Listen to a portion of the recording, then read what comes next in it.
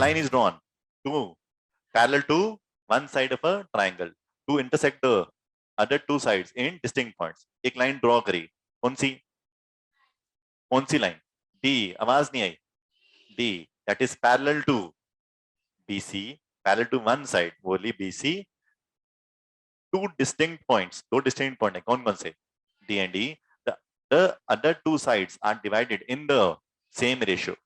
One is this side, one is this side. इन दोनों को divide कर रही है ये line in the same ratio. मतलब AD upon DB, AD upon DB equal to AE upon EC. We do it one more time. If a line is drawn parallel to क्या? One side. चलो जी, कौन सी one side है? Raise your hand. Parallel कौन सी है? Line कौन सी है? पहले तो लाइन बता दो, लाइन कौन सी है? डी।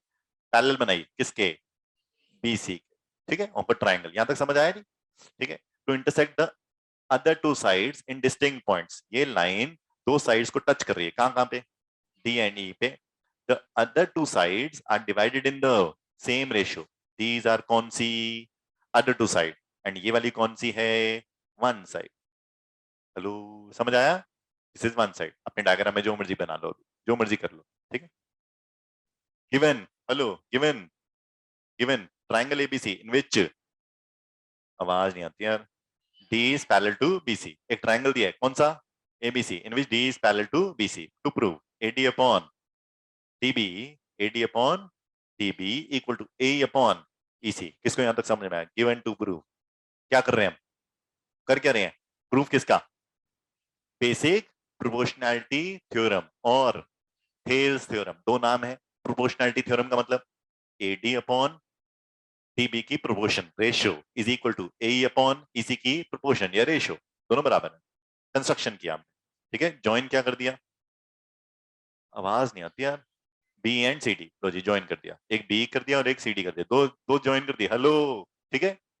ड्रॉ, दो परपेंडिकुलर बना रहा हूं जी, E से ये परपेंडिकुलर बनाया। हेलो, कौन सा परपेंडिकुलर? E, आवाज नहीं आती यार। N, EN perpendicular to AD या AB, बोथ आर करेक्ट। दूसरे इधर से एक परपेंडिकुलर बनाया, DM परपेंडिकुलर टू, हाँ, AE या पूरा AC, बोथ आर करेक्ट। ठीक है, परपेंडिकुलर बनाया, मतलब एंगल कितना है वो?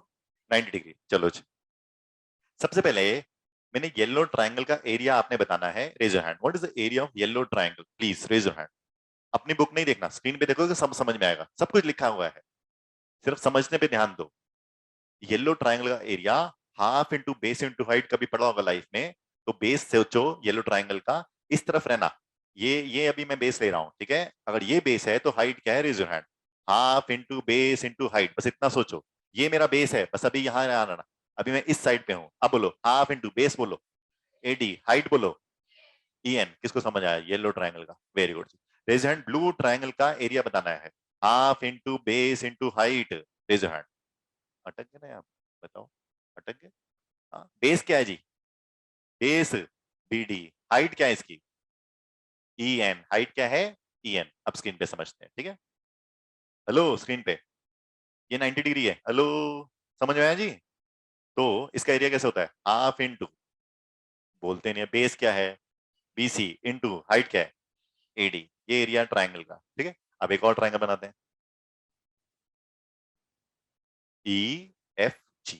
अब इसमें 90 डिग्री नहीं है, हेलो, नहीं है नहीं है, तो मैंने क्या किया, यहां से एक नीचे लाइन बनाई और यहां से इसे आगे एक्सटेंड कर दिया, जहां पे 90 डिग्री पे मीट करेगा। सपोज ये पॉइंट लिया EX।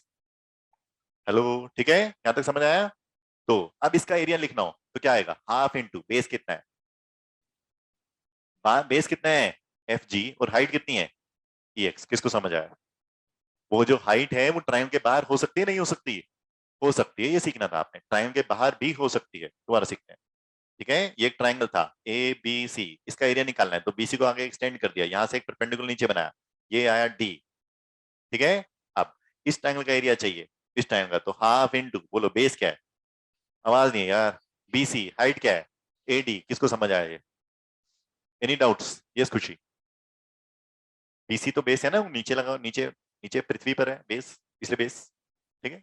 और AD क्या है? हमने बेस को ही आगे एक्सटेंड किया, जहां पे वो 90 डिग्री बनेगा, तो ये हमारे लिए ऑल्टीट्यूड है। एरिया निकालोगे तो यही आएगा, सेम करके देख लेना, ठीक है। इसका एरिया तुम हीरो फॉर्मूला से निकालो या half into base into height से निकालो, तब भी सेम आएगा। यस यस बेटा, गुड। फिर वो बेस चेंज हो जाएगा ना। ए ऐसा है ना, बेस अगर चेंज करोगे तो ऑल्टीट्यूड चेंज हो जाएगा, ये समझाना चाह रहा हूं। मतलब अगर हेलो, ये 90 डिग्री बन सकता है क्या? बोलते नहीं यार। सपोज ये बी एक्स है, रेजेंट बी एक्स जो ऑल्टीट्यूड है वो कौन से बेस पे है? अगर इसी ट्रायंगल का एरिया बी एक्स ऑल्टीट्यूड लेना है तो बेस कौन सा लेंगे? अब बोलो। एसी आएगा। Base changes altitude changes, base changes altitude changes. ठीक है, चलो आगे। ब्लू वाले का यार area half into B D, B D into B D into N. चलो जी, अब येलो वाले का दोबारा से एरिया बोलेंगे। अगर रेड वाला बेस लेना है मुझे, ये वाला, रेज योर हैंड, ये वाला बेस लेना है तो एरिया कितना आएगा? अब इस साइड आ गए, राइट साइड, पहले हम लेफ्ट साइड पे थे, अब राइट साइड आ गए। Raise your hand please. अगर ये वाला बेस लेना है तो हाइट कौन सी लेनी है? हाइट बोलो, हाइट कौन सी? डीएम। तो हाफ इंटू एई इंटू डीएम। चलो जी, रेज हैंड। ग्रीन ट्रायंगल का एरिया बताना है, ग्रीन ट्रायंगल का एरिया, ग्रीन ट्रायंगल का एरिया बताना है बस। हाफ इंटू बेस बोलो, ईसी हाइट बोलो, डीएम। मतलब 4 ट्रायंगल लिए जी। हमने क्या दिया था? एक ट्रायंगल दिया था, हमने कंस्ट्रक्शन किया था, बोलो क्या? ज्वाइन किया था किसको? बी। दूसरा सी डी, फिर यहां से परपेंडिकुलर बनाया था, नाम, नाम डीएम। यहां से परपेंडिकुलर बनाया था, नाम डीएन। उसके बाद हमने 4 ट्रायंगल लिए थे। पहला कौन सा? येलो। दूसरा ब्लू। तीसरा दोबारा से येलो, फिर दोबारा से ग्रीन। किसको समझ आया? जिसको नहीं आया वो आ जाओ। एनीबडी जिसको नहीं समझ आया। 4 ट्रायंगल का एरिया निकाला था इन, we do it. Area of AD, area of ADE, दोबारा से पढ़ते हैं, बोलो जी।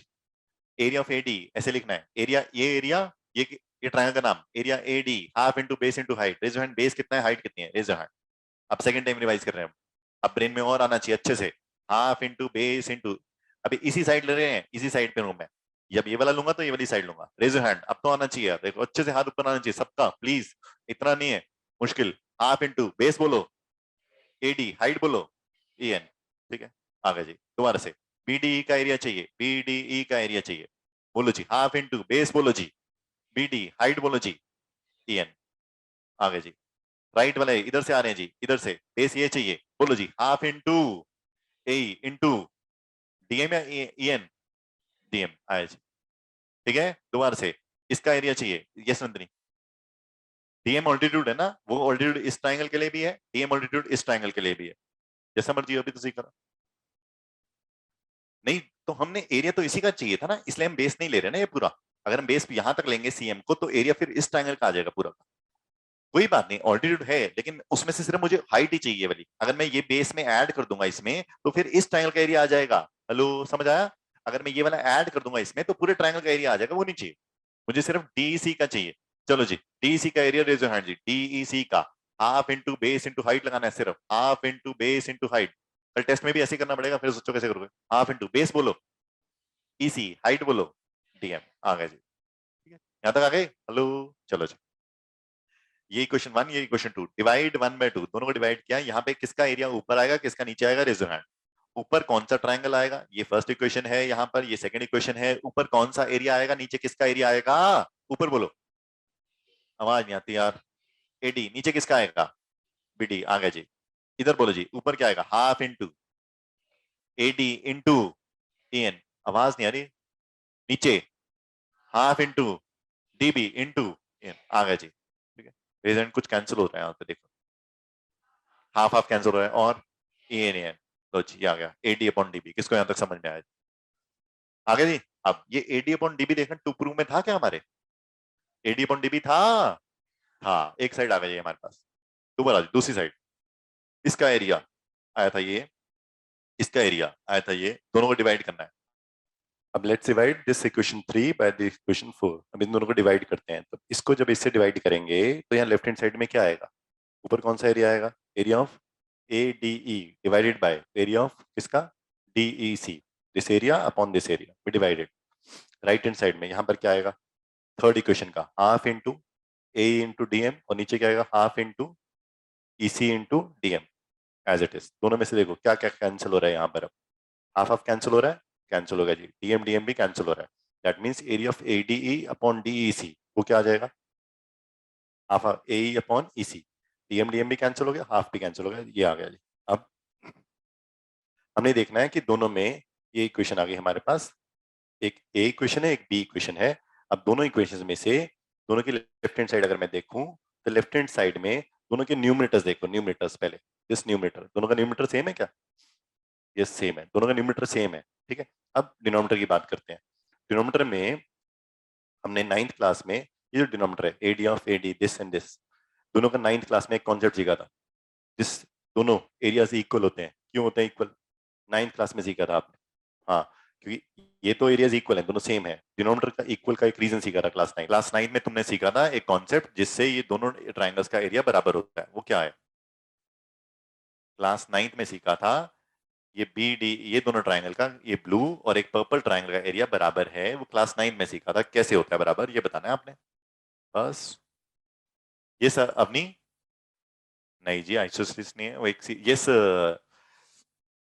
जैस्विन, गुड।